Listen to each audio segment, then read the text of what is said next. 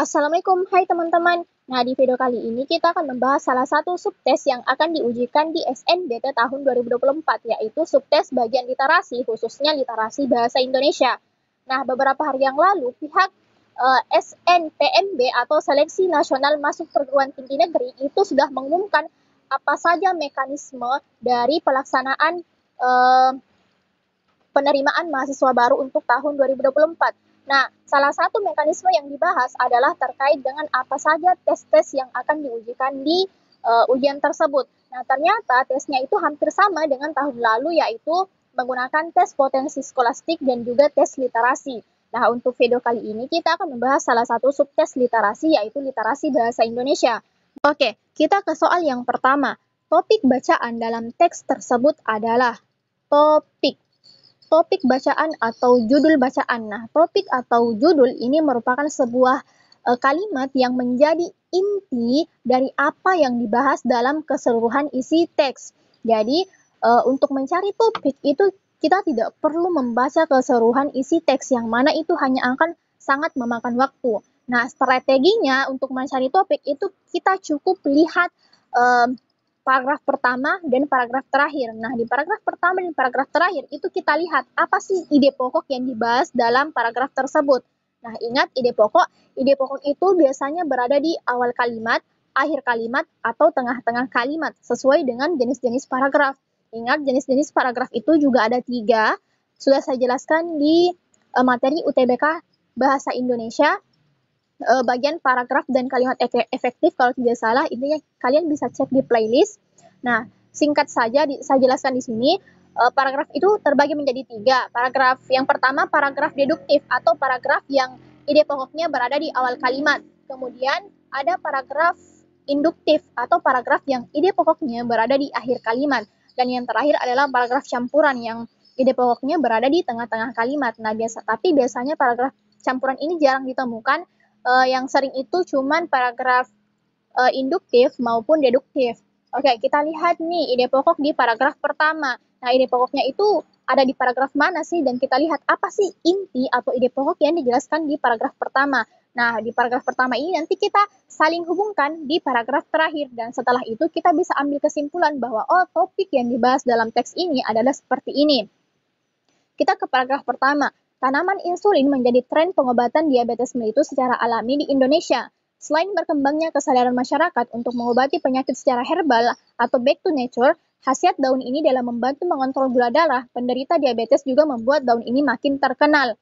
Nah, kalau kita lihat, ide pokoknya itu ada di awal kalimat atau berarti paragraf ini adalah paragraf deduktif. Nah, ide pokoknya itu adalah ini. Taman insulin menjadi tren pengobatan diabetes secara alami di Indonesia. Berarti kemungkinan ini adalah topik yang dibahas dalam teks. Tapi kita lihat dulu nih paragraf terakhir. Apakah ide pokok dari paragraf terakhir itu masih berkaitan dengan ide pokok yang kita temukan di kalimat pertama? Nah, kalau saling berkaitan artinya kita bisa ambil kesimpulan bahwa topik yang dibahas itu adalah bisa jadi yang ini nih, yaitu sebuah kalimat di awal paragraf pertama.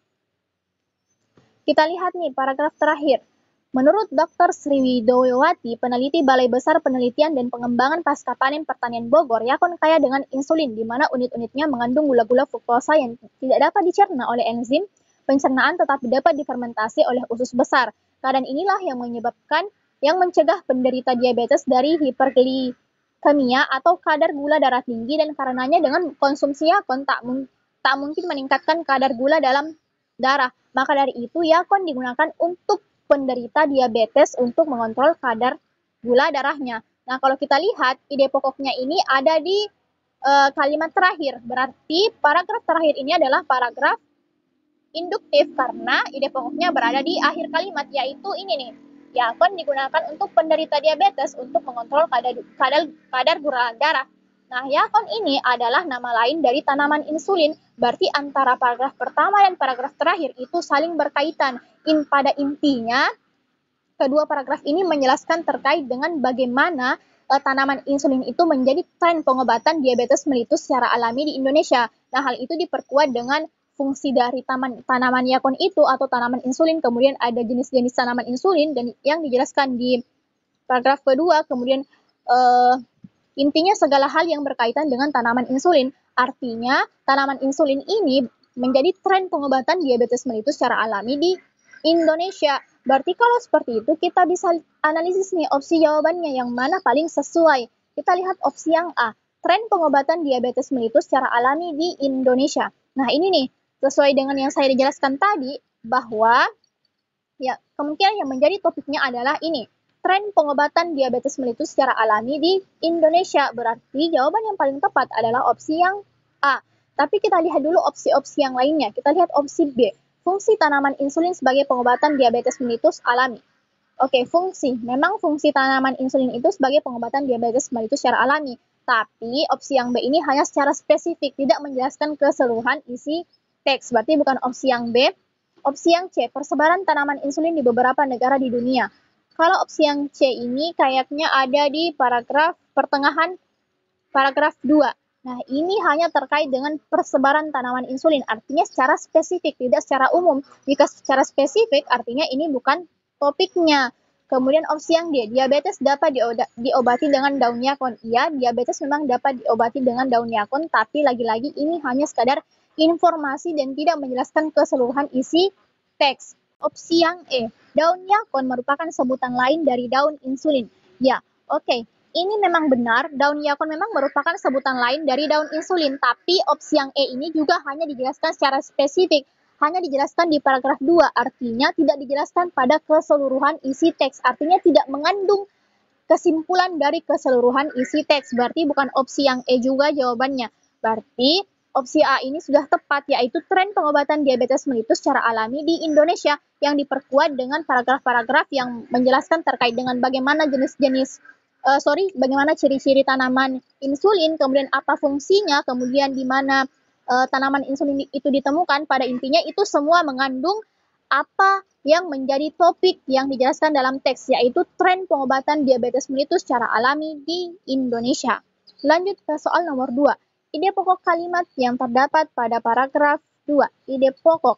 Nah, saya jelaskan tadi bahwa ide pokok itu ada di awal kalimat, bisa juga di akhir kalimat, ataupun di tengah-tengah kalimat. Oke, kita lihat dulu nih paragraf 2, kita baca. Daun insulin memiliki nama latin Smalanthus sonhifolius atau sinonimnya yaitu Polymnia edulis. Daun insulin dikenal juga dengan nama daun yakon, merupakan tanaman tahunan tradisional yang tumbuh di Andes Utara dan di tengah dari Kolombia ke Argentina Utara. Secara tradisional, akar yakon ditanam oleh petani di Medellevatinos di lereng timur Andes turun menuju Amazon. Ciri-ciri tanamannya memiliki sedikit manis, resin, dan bunga, mirip dengan violet mungkin karena adanya inulin yang menghasilkan rasa manis dari akar dari Ele champagne, juga rimpang berkembang hanya di bawah permukaan tanah dan terus menghasilkan tunas antena. Oke, pada intinya paragraf 2 ini menjelaskan terkait dengan tanaman insulin yang biasa juga dikenal dengan daun yakon. Nah, kalau kita lihat yang bisa menjadi ide pokok itu hanya kalimat pertama, yaitu daun insulin memiliki nama latin, dan juga atau kalimat kedua, yaitu daun insulin dikenal juga dengan nama daun yakon. Nah, tapi kalau kita lihat yang paling tepat untuk menjadi ide pokok itu adalah kalimat kedua, yaitu daun insulin dikenal juga dengan nama daun yakon, merupakan tanaman tahunan tradisional yang tumbuh di Andes Utara dan tengah dari Kolombia ke Argentina Utara. Kenapa kita bisa ambil kesimpulan bahwa ini merupakan ide pokok? Karena di kalimat selanjutnya itu berkaitan dengan kalimat yang kita temukan sebagai ide pokok, yaitu kalimat kedua ini. Nah, kita lihat nih, kalimat kedua itu menjelaskan terkait dengan daun insulin yang juga dikenal dengan nama daun yakon. Nah, di kalimat selanjutnya atau kalimat ketiga itu masih membahas terkait dengan secara tradisional akar yakon. Jadi, pada intinya kalimat ketiga ini masih membahas dari apa yang dijelaskan di kalimat kedua, yaitu tanaman insulin dikenal dengan nama daun yakon. Kemudian diperjelas di kalimat 3 bahwa secara tradisional akar yakon. Jadi akar yakon itu disebutkan lagi di kalimat ketiga. Artinya ini merupakan ide pokok. Kenapa? Karena intinya ciri-ciri ide pokok itu adalah inti yang dibahas dalam teks yang biasanya ditandai dengan adanya kalimat-kalimat penjelas dari kalimat selanjutnya terkait dengan apa yang dibahas dalam ide pokok tersebut. Nah, di sini kita temukan ide pokoknya adalah Daun insulin dikenal juga dengan nama daun yakon. Kita fokus ke kata yakon. Nah, di kalimat selanjutnya atau kalimat ketiga itu juga menyebutkan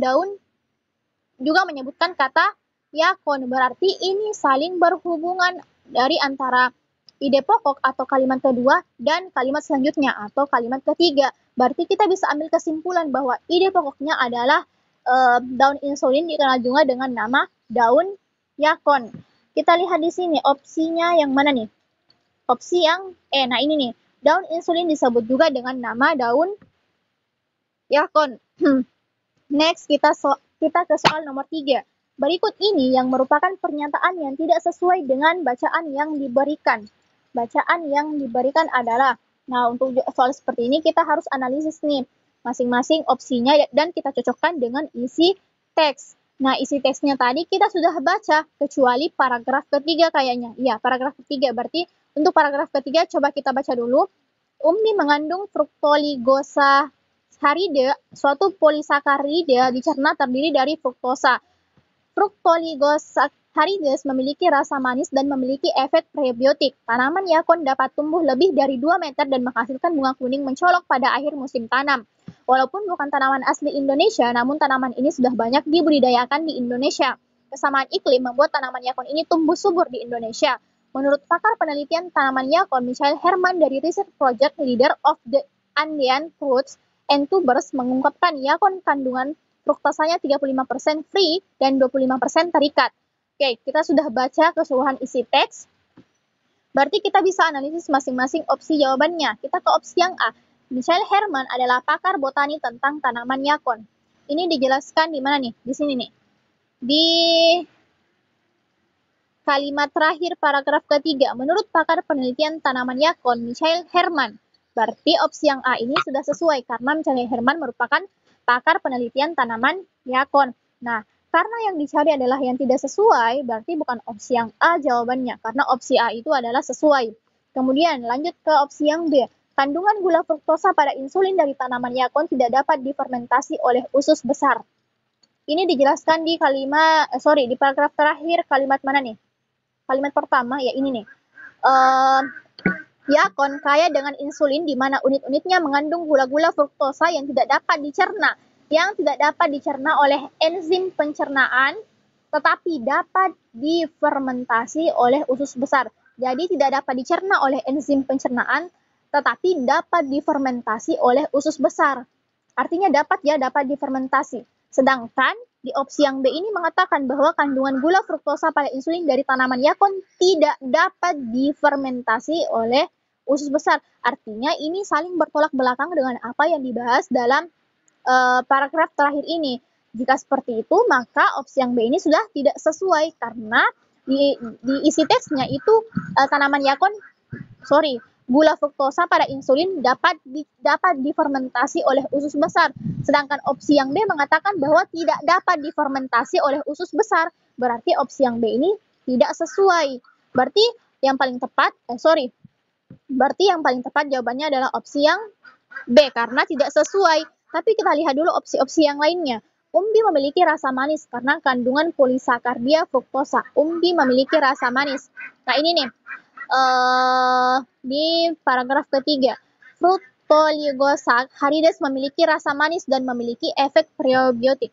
Memiliki rasa manis. Artinya fruktoligosaccharide ini merupakan kandungan yang ada dalam umbi. Berarti umbi itu memiliki rasa manis karena kandungan polisakarida fruktosa. Berarti opsi yang C ini sudah sesuai jawabannya. Berarti bukan opsi yang C jawabannya karena sudah sesuai.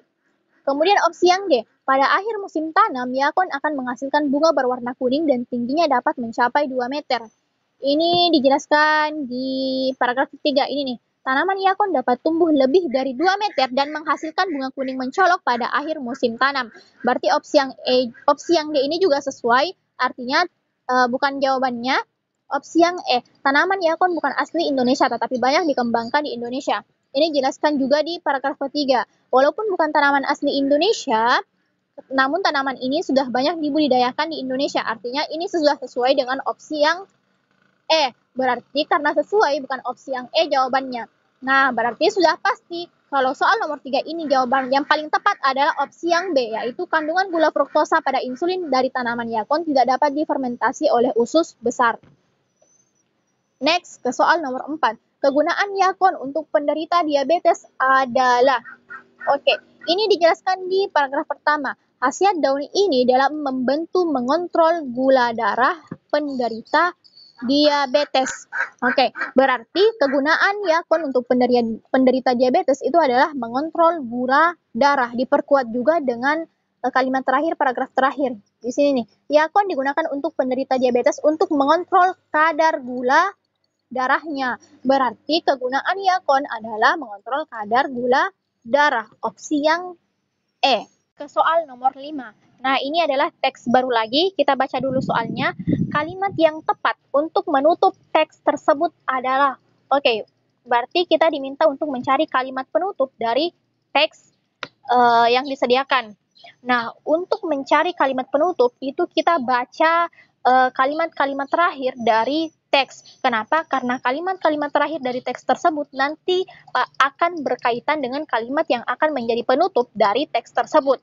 Oke, kita baca kalimat-kalimat terakhir. Kita ambil 2 kalimat terakhir. Ini, masih banyak petani dan buruh kelapa sawit yang masih miskin karena belum terangkat kesejahteraannya. Mereka hanya sekedar bagian dari sistem pendorong peningkatan nilai ekspor CPO, tetapi belum ikut menikmati madu keuntungan komoditas emas hijau ini. Oh, berarti pada intinya ini terkait dengan banyak petani yang belum terangkat kesejahteraannya akibat karena mereka hanya bagian dari sistem pendorong peningkatan nilai ekspor, tetapi belum menikmati madu keuntungan komoditas ini. Berarti kalimat penutupnya pasti akan berkaitan dengan hal tersebut. Nah, biasanya kalimat penutupnya itu berisi saran atau arahan agar petani itu semakin maju atau semakin sejahtera. Diambil dari masalah-masalah yang dibahas dalam teks ini. Kita lihat, kita analisis opsi-opsi jawabannya. Ke opsi yang A, hal tersebut disebabkan oleh atmosfer politik pertanian yang carut-marut yang memosisikan Indonesia kesulitan menghadapi perdagangan global yang kian liberal. Harus ditata kembali. Apakah ini berkaitan dengan atmosfer politik yang carut-marut? Oke, ini tidak berkaitan dengan kalimat-kalimat terakhir yang tadi kita baca, berarti bukan opsi yang A jawabannya. Opsi yang B, sehingga patut disadari bahwa kampanye negatif minyak kelapa sawit tak cukup hanya dilawan dengan mengatakan itu bagian dari persaingan bisnis minyak nabati. Ini juga tidak berkaitan dengan kalimat yang kita baca tadi. Lanjut ke opsi yang C. Dengan demikian, langkah-langkah strategis perlu terus dilakukan, baik dalam hal proses produksinya, infrastruktur maupun pelestarian lingkungan. Apakah ini membahas terkait dengan pelestarian lingkungan? Ini sama sekali tidak berkaitan, karena kita membahas kelapa sawit. Kemudian opsi yang D, oleh karena itu perlu diupayakan agar semua petani, perkebunan, dan pabrik harus mampu meluruskan dan menjawab berbagai permintaan pasar demi meningkatkan kesejahteraan. Nah, ini nih yang paling tepat.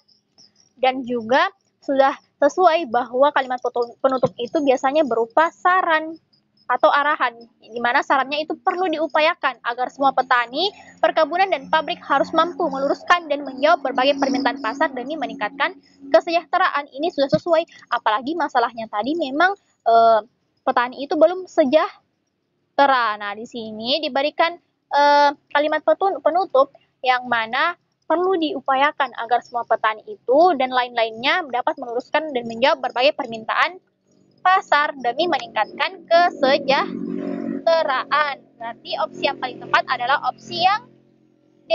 Kita lihat opsi yang E. Oleh karena itu, pemerintah harus mengupayakan agar produk minyak sawit mentah dapat diterima di pasar Eropa. Apakah ini membahas pasar Eropa? Tidak ya. Berarti bukan opsi yang E juga jawabannya. Oke, kita lanjut ke soal selanjutnya. Soal nomor 6. Nah, ini adalah teks baru lagi. Kita baca soalnya. Masalah utama yang menjadi topik pembahasan pada teks 1 dan teks 2 adalah, kita diminta untuk mencari masalah utama yang dibahas dalam kedua teks yang disediakan. Kita ke teks yang pertama dulu. Saat ini di Indonesia kemajuan teknologi begitu besar pengaruhnya terhadap nilai-nilai kebudayaan yang dianut masyarakat, baik masyarakat perkotaan maupun pedesaan. Kemajuan teknologi seperti televisi, telepon, dan telepon genggam, HP, bahkan internet tidak hanya melanda masyarakat kota, tetapi juga merambas masyarakat di pelosok-pelosok desa. Akibatnya, segala informasi baik yang bernilai positif ataupun negatif dapat dengan mudah diakses oleh masyarakat. Dampak positif, misalnya, sekarang masyarakat tidak hanya bisa berkomunikasi lewat telepon seluler, tetapi juga bisa lewat internet. Selain itu, dengan internet, masyarakat dapat mudah memperoleh informasi. Adapun dampak negatif dari kemajuan teknologi adalah banyaknya kasus penipuan lewat SMS, akun Facebook yang dibobol, dan yang lebih parah lagi, sandi atau password ATM dapat dibobol oleh orang-orang yang tidak bertanggung jawab. Di samping itu, diakui atau tidak, perlahan-lahan kemajuan teknologi akan mengubah pola hidup dan pola pemikiran masyarakat dengan segala image yang menjadi ciri khas mereka. Pada intinya, teks 1 ini menjelaskan terkait dengan masalah yang dimana teknologi itu semakin maju dan ada dampak positif dan negatifnya. Dampak positifnya itu banyak, tetapi dampak negatifnya juga itu tidak sedikit, dan dampak negatifnya ini perlu kita telaah lebih dalam lagi agar tidak menjadi masalah yang serius. Kita ke teks yang B. Sebenarnya kemajuan teknologi sangat bermanfaat bagi kehidupan, akan tetapi masih banyak juga dampak negatifnya, terutama bagi remaja. Misalnya, remaja sering terlalu asyik bermain internet atau jejaring sosial sehingga sampai lupa waktu dan lupa apa yang harus dikerjakan atau kewajiban yang harus dituntaskan. Remaja yang sering berinteraksi dengan internet atau sering membuka situs-situs yang tidak pantas dapat dilihatnya cenderung akan meniru perbuatan yang tidak baik dan akhirnya mengakibatkan pergaulan bebas pada mereka. Nah, teks 2 ini juga membahas terkait dengan dampak negatif dari kemajuan teknologi. Berarti kemungkinan masalah utama yang paling tepat itu adalah kemajuan teknologi, khususnya dampak negatif. Kita lihat opsi-opsi yang disediakan. Opsi yang A, peran teknologi terhadap kehidupan manusia. Ini tidak. Opsi yang B, pengaruh kemajuan teknologi terhadap kehidupan manusia. Nah, ini bisa sesuai. Kenapa? Karena memang teks 1 dan teks 2 ini menjelaskan terkait dengan pengaruhnya. Pengaruh kemajuan teknologi itu terhadap seseorang atau kehidupan manusia secara lebih umum, di mana terdapat dua dampak, baik itu dampak positif dan dampak negatif. Jadi pada intinya memiliki pengaruh terhadap kehidupan manusia. Tapi kita simpan dulu. Opsi yang C, dampak teknologi terhadap perilaku remaja saat ini. Dampak teknologi terhadap perilaku remaja. Ini opsi yang C tidak terlalu sesuai. Kenapa? Karena dampak teknologi itu bukan hanya dirasakan oleh remaja saja, tetapi semua kalangan. Berarti bukan opsi yang C. Opsi yang D, hubungan antara kemajuan teknologi dan pola hidup manusia. Ini bisa sih, tapi tidak terlalu tepat. Kenapa? Karena bukan hanya pola hidup yang dibahas, tapi bagaimana pengaruh kemajuan teknologi itu terhadap kehidupan manusia secara keseluruhan. Berarti bukan opsi yang D. Opsi yang E, definisi tentang kemajuan teknologi ini juga sudah pasti tidak sesuai. Berarti yang paling tepat adalah opsi yang B, yaitu pengaruh kemajuan teknologi terhadap kehidupan manusia, di mana pengaruhnya itu memiliki dua dampak, yaitu dampak positif dan dampak negatif. Oke, lanjut ke soal nomor 7. Adanya dampak negatif kemajuan teknologi pada kalimat 6 dalam teks 1 diperkuat dalam teks 2 dengan pernyataan. Oke, kalimat 6 pada teks 1. Kita lihat dulu mana nih kalimat 6 teks 1. Kalimat 6-nya agak kurang kentara ya. Kita hitung saja, ini kalimat pertama, ini kalimat kedua, kalimat ketiga, kalimat keempat, kalimat kelima, kalimat keenam.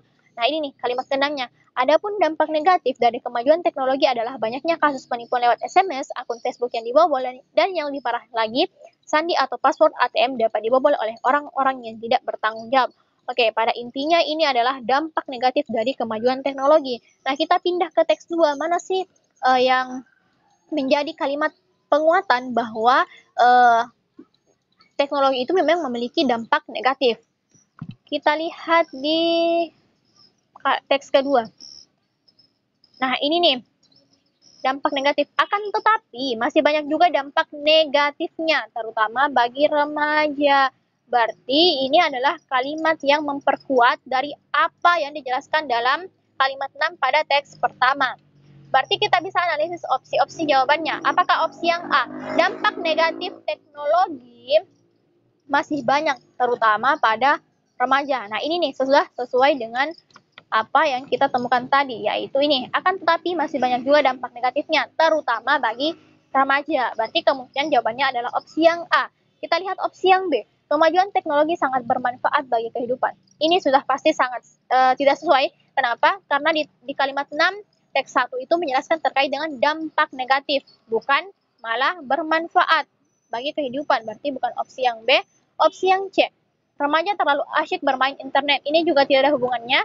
Opsi yang D, dampak kemajuan teknologi ini juga iya sih, dampak kemajuan teknologi itu memang ada ya. Salah satunya adalah dampak negatif, tetapi ini tidak lebih spesifik terkait dengan dampaknya, apakah dampak negatif atau dampak positif. Berarti bukan opsi yang D. Opsi yang E, kemajuan teknologi sangat bermanfaat bagi kehidupan. Ini juga sudah pasti salah, berarti sudah tepat ya bahwa soal nomor 7 ini jawabannya adalah opsi yang A, yaitu dampak negatif teknologi masih banyak terutama pada remaja. Oke, lanjut ke soal nomor 8. Pernyataan berikut ini tidak sesuai dengan informasi yang dipaparkan dalam kedua bacaan di atas, yakni. Oke, berarti kita diminta untuk mencari mana sih pernyataan yang tidak sesuai dengan apa yang telah dibahas dalam teks 1 maupun teks 2. Nah, karena teks 1 dan teks 2 atau bacaannya sudah kita baca tadi, berarti kita tidak perlu baca ulang, langsung kita analisis masing-masing opsi jawaban dan kita lihat atau kita cocokkan dengan isi teks baik itu di teks 1 maupun teks 2. Kita ke opsi yang A, kemajuan teknologi bermanfaat dalam kehidupan. Apakah ini dijelaskan? Iya, memang kemajuan teknologi itu bermanfaat dalam kehidupan. Tetapi ini tidak menjelaskan keseluruhan isi teks, di mana teks ini lebih ke arah bagaimana pengaruh teknologi itu dalam kehidupan, khususnya terkait dengan dampak negatifnya.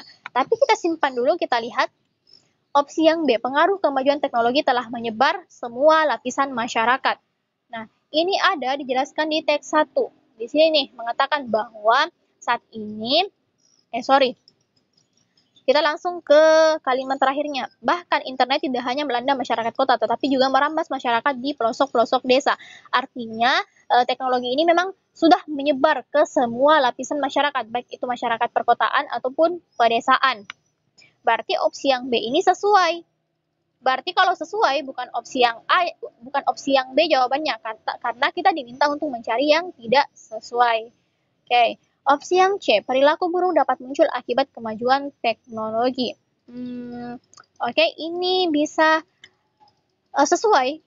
Karena kenapa? Karena memang perilaku buruk itu memang dapat muncul dari akibat kemajuan teknologi. Kenapa? Karena biasanya orang-orang dapat meniru apa yang ia lihat dalam teknologi tersebut. Nah, ini diperkuat dengan yang ada di kalimat kedua nih, di kalimat terakhir. Cenderung akan meniru perbuatan yang tidak baik dari apa yang dilihat dari situs-situs. Berarti opsi yang C ini sesuai. Kalau tidak sesuai, kalau sesuai berarti bukan yang C jawabannya. Opsi yang D, remaja selalu meniru perilaku yang ia dapatkan dari situs internet. Meniru. Remaja selalu meniru perilaku yang ia dapatkan. Oke, ini memang bisa karena memang remaja itu juga sering meniru perilaku yang ia dapatkan dari situs internet, diperkuat dengan kalimat yang kita baca tadi, bahwa cenderung akan meniru perbuatan yang tidak baik dari situs-situs yang dibukanya. Tapi kita simpan dulu opsi yang E. Ketika berinteraksi dengan internet, remaja lupa waktu untuk melaksanakan kewajiban. Nah, ini sesuai karena dijelaskan di teks 2 di kalimat ketiga. Misalnya, remaja sering terlalu asyik bermain internet atau jejaring sosial sehingga lupa waktu atau lupa apa yang harus dikerjakan atau kewajiban yang harus ditunaikan. Berarti opsi yang E ini juga sesuai. Tetapi karena yang kita cari adalah tidak sesuai, berarti bukan opsi yang E jawabannya. Kita lihat nih, antara opsi A atau opsi D. Nah, yang paling tepat itu adalah opsi yang D. Kenapa? Karena ada kata selalu. Nah, remaja selalu meniru perilaku yang ia dapatkan dari situs internet. Remaja selalu meniru. Artinya ini tidak sesuai. Kenapa? Karena tidak semua atau tidak selalu remaja itu meniru perilaku apa yang ia dapatkan dari situs internet. Nah, juga diperkuat dengan kalimat ini nih, cenderung. Cenderung itu kan artinya tidak selalu, sedangkan opsi yang D ini mengatakan selalu, artinya itu saling bertolak belakang. Nah, jika seperti itu, maka artinya tidak sesuai dengan apa yang dijelaskan dalam teks. Berarti yang paling tepat adalah opsi yang D. Oke, kita lihat ke opsi A. Opsi A kenapa? Kemajuan teknologi bermanfaat dalam kehidupan. Nah, opsi A ini ada dijelaskan maupun di teks 1 dan teks 2, walaupun tidak dijelaskan secara menyeluruh. Artinya hanya sekedar kalimat saja. Nah, diperkuat dengan ini nih. Kemajuan teknologi begitu besar pengaruhnya terhadap nilai-nilai kebudayaan, di mana ada dampaknya, ada dampak positif, ada juga dampak negatif. Artinya jika ada dampak positif, berarti itu bermanfaat bagi kehidupan. Nah, Ini juga dijelaskan di teks 2, sebenarnya kemajuan teknologi sangat bermanfaat bagi kehidupan. Berarti ini sudah sesuai ya, opsi A ini sudah sesuai, berarti bukan opsi yang A jawabannya.